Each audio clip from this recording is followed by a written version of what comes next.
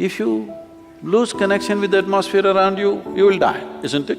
Unknowingly, your life is you versus the universe. Your only problem is your mental structure has become a mess. You can easily unmess it.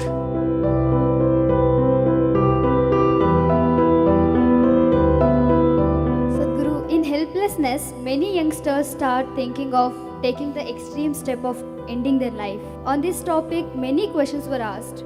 One of them is, many of my close friends are suicidal. What could I do to help them to get rid of this thought? And they don't want to do yoga. That's a rider, huh? So, let's answer from this end. First of all, what is yoga? Well, right now unfortunately even in this country where it all began, people's idea of yoga is actually a rebound from the American coast. They think yoga means twisting yourself into various postures, impossible postures, that you should look like a leftover noodle.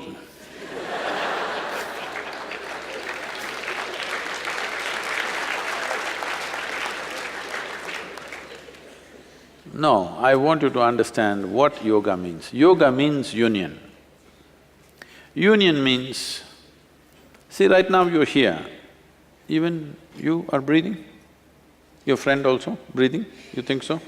Okay. Of course you're eating food, drinking water. There are many other levels of transactions, but at least these very physical things, you understand, without this transaction, you cannot exist, isn't it so? Hello? So in a way, what this is telling you is, you're just a small creature, just a small pop-up. You have pop-ups on your phone screen which pop up and pop out. On this planet, you're just a pop-up and you will pop out. Yes. So, you think you're an individual existence by yourself. No. If you lose connection with the atmosphere around you, you will die, isn't it? If you don't eat or drink, you will die. Not just that, every cell, every subatomic particle in this body is in transaction. If the transaction doesn't happen, you can't exist for a moment. But psychologically, you get yourself into such a cocoon that you think you are an individual existence all by yourself.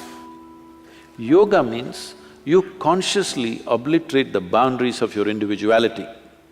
Because if you do not consciously obliterate the boundaries of your individuality, then unknowingly your life is you versus the universe. It's a very… You must listen to me on this one, you can take my advice on this. It's a bad competition to get into. You versus the universe, definitely you will feel like dying. When you face such a big competition, it's not worth living, it'll become like that. So how people normally handle it is by obliterating it in unconscious ways a little bit. Somebody falls in love with somebody, suddenly they've opened up the boundaries of their individuality a little bit to somebody. The English expression of falling in love is a good expression because something of you has to fall. You can't rise in love, you can't fly in love, you can't climb in love, you have to fall in love. That means… that means something of you has to be stripped, something of you has to fall down. You have to make space for something else. Little bit of unconscious yoga you did. Does he still don't want to do yoga?